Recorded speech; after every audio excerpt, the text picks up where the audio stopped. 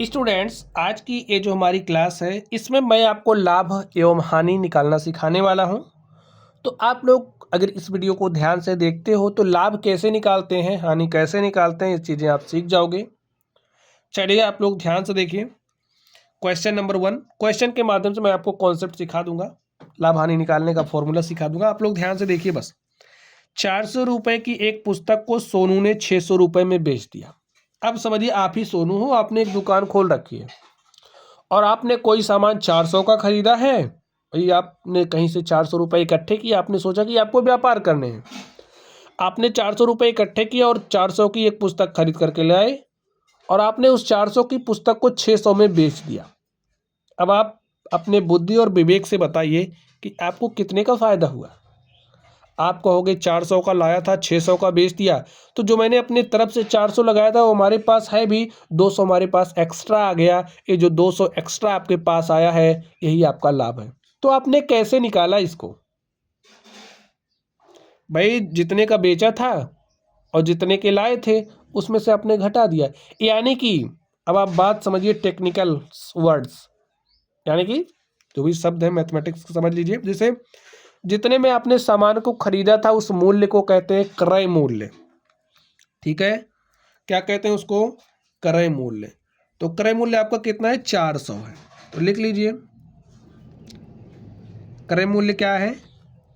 400। अब जितने का सामान आपने बेचा, 600 का बेच रहे हो, 600 क्या है? विक्रय मूल्य है,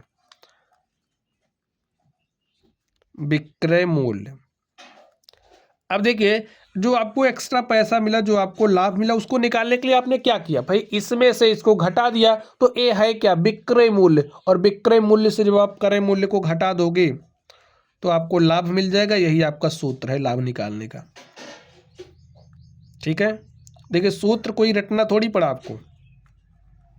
अब विक्रय मूल्य कितना है? 600।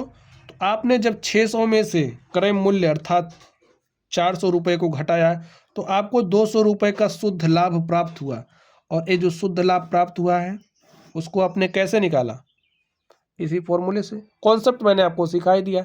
तो लाभ ऐसे ही निकालते हैं। ठीक है स्टूडेंट्स, चलिए अगला क्वेश्चन ध्यान से देखते हैं। अगला क्वेश्चन आप पढ़िए, देखिए इसमें क्या कहा जा रहा है।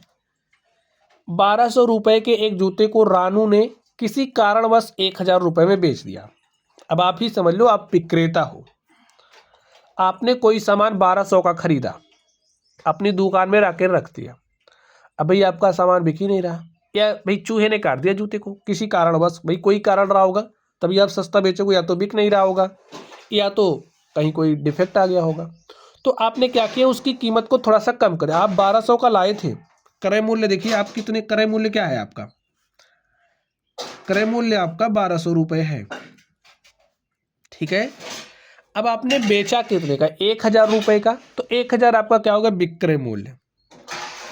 अब आप अपने बुद्धि एवं विवेक से बताइए कि इस व्यापार में आपको क्या हो रहा है। अब आप कहोगे 1200 के खरीदे रहे, 1000 के बेच दे, यानी कि 200 घाटा होता। तो आपने क्या किया? क्रय मूल्य में से विक्रय मूल्य को ही तो घटाया है। तो देखिए, हानि को निकालने के लिए हम क्या करते हैं? क्रय मूल्य में से विक्रय मूल्य को घटा देते हैं।